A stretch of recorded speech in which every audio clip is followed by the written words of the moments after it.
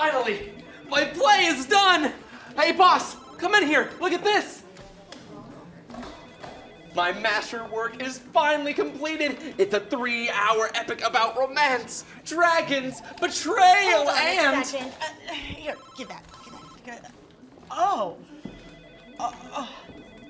I'm gonna have to call you back. Tyler, Kyle, or whatever your name is, this is way too long. You're going to lose the audience. Oh, I have got to take this. You think you can make it shorter? Yeah, you know what? I think I could tell this whole story in only 3 lines.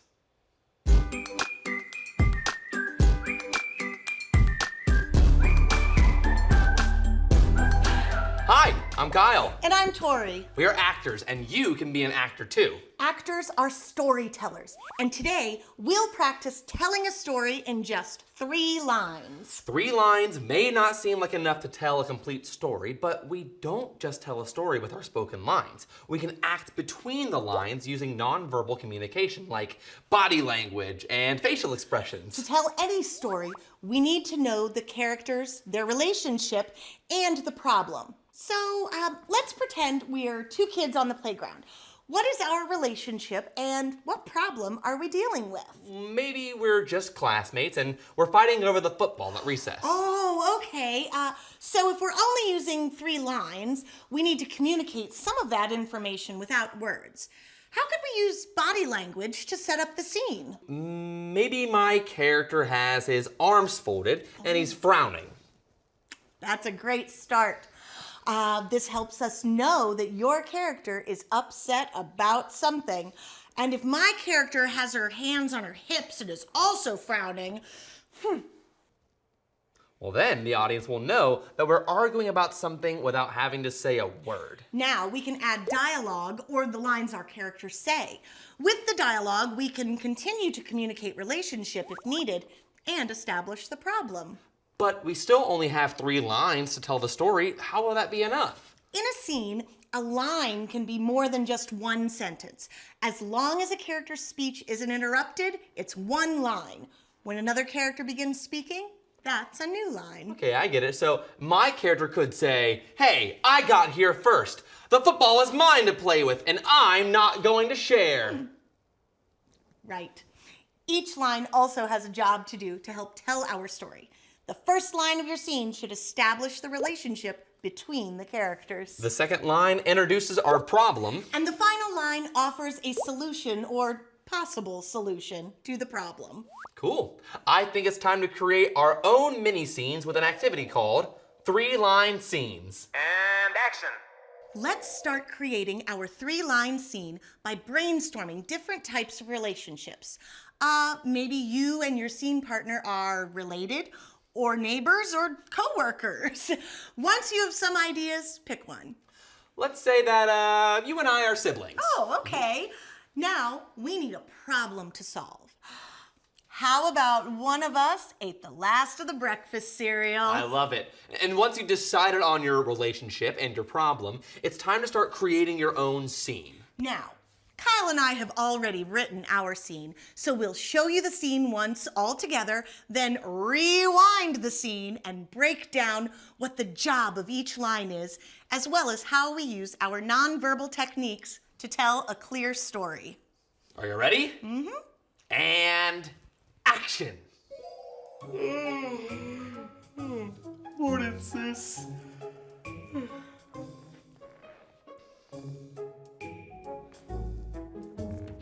Hey, did you eat all the cereal? But I'm really hungry. What am I supposed to eat? Sure did. I got up first. You snooze, you lose.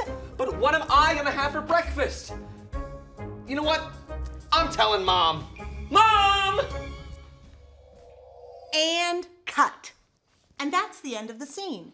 It felt complete, even while being so short. A ton of information can be communicated in just 3 lines, especially when those few lines are supported with nonverbal acting. Yes, and although that scene looked like the smaller part of a larger story, it still contained a beginning, middle, and end. And it was engaging because there were interesting characters we wanted to know more about. But most importantly, there was a problem that needed to be solved. Stories without problems are like cars without engines. Nothing moves them.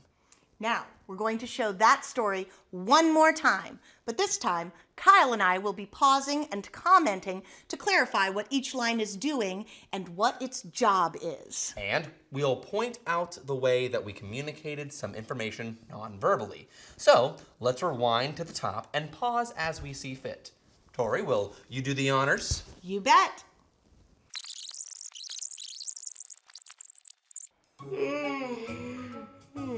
What is this?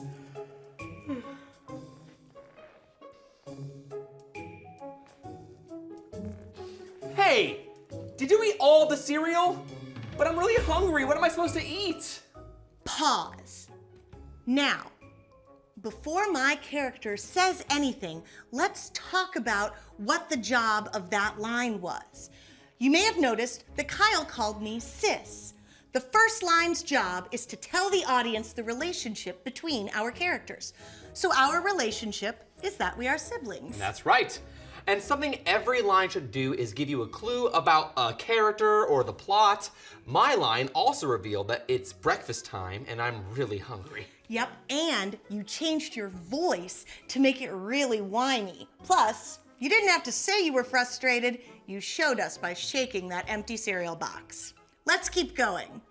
And play. Sure did. I got up first. You snooze, you lose. Pause. Now, before we go on, what is this line's job? It should tell the audience the problem in the scene. It sure does. This line lets the audience know that yes, I ate all the cereal, and I really don't care that Kyle doesn't get any. And the way that you shrugged your shoulders and the tone of your voice communicated that you really didn't care. Let's finish the scene and play. But what am I gonna have for breakfast? You know what? I'm telling Mom. Mom! And cut. The last line's job is to tell the audience what the solution to the problem might be. For this scene, the solution is that my character is going to tell Mom that his sister ate all the cereal. It's not a complete solution, but at least the beginning of one. That's right. And there you have a 3-line scene.